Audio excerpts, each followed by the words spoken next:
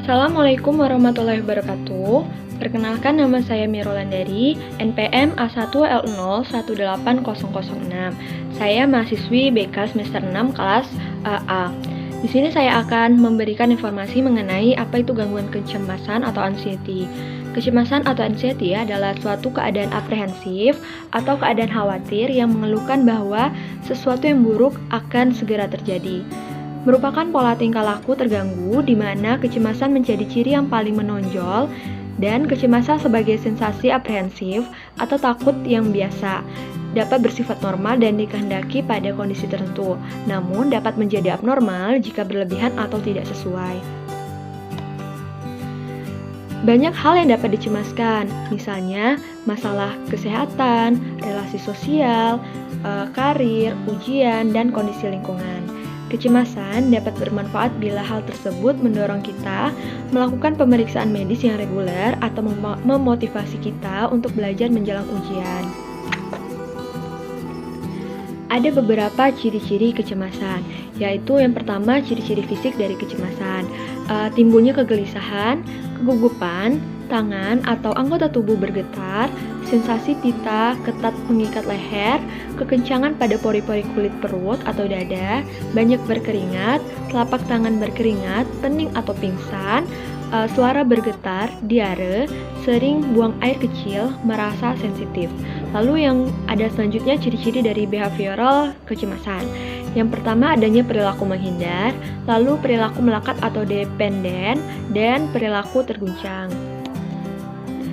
Lalu selanjutnya ada ciri-ciri kognitif, di mana yang pertama khawatir tentang sesuatu, perasaan terganggu akan ketakutan di masa depan, keyakinan bahwa sesuatu yang buruk akan terjadi.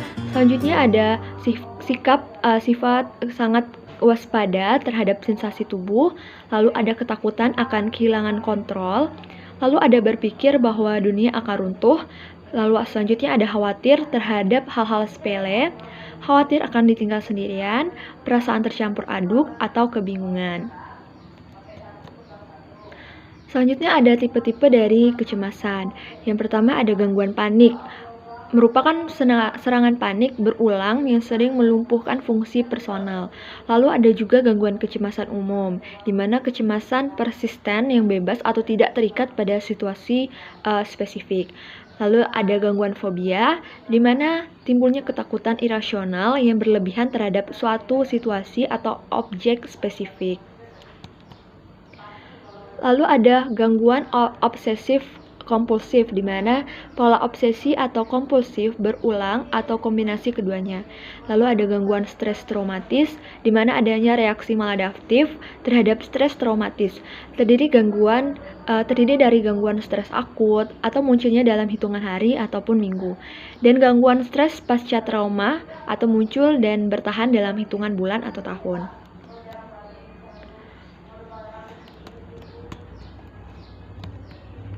Lalu selanjutnya ada faktor-faktor dalam gangguan kecemasan.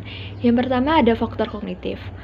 Prediksi berlebih mengenai ketakutan, keyakinan yang mengalahkan diri dan irasional, sensitivitas berlebih mengenai sinyal-sinyal dan tanda-tanda ancaman, harapan pemenuhan diri yang rendah, dan salah pengertian sinyal-sinyal tubuh.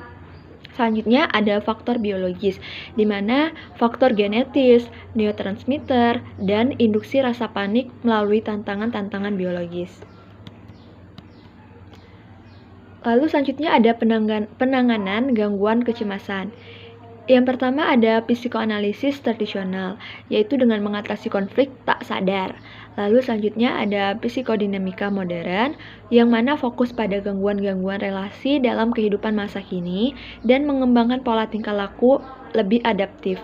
Lalu selanjutnya terapi humanistik, di mana mengidentifikasi dan menerima diri yang sejati setiap kali muncul masalah. Selanjutnya ada terapi obat, di mana diberikannya obat-obatan antidepresan. Selanjutnya ada pendekatan belajar, memakai teknik-teknik behavioral dan kognitif behavioral. Pendekatan kognitif selanjutnya yaitu mengidentifikasi dan memperbaiki pola pikir yang salah dengan terapi laku irasional, emotif, dan terapi kognitif. Lalu selanjutnya ada terapi kognitif behavioral, di mana melibatkan monitor diri, pemaparan, dan pengembangan respon adaptif.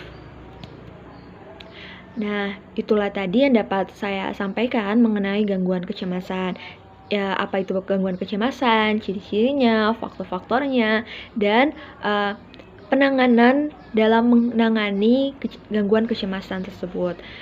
Saya akhiri, wabillahi taufiq wal hidayah. Wassalamualaikum warahmatullahi wabarakatuh.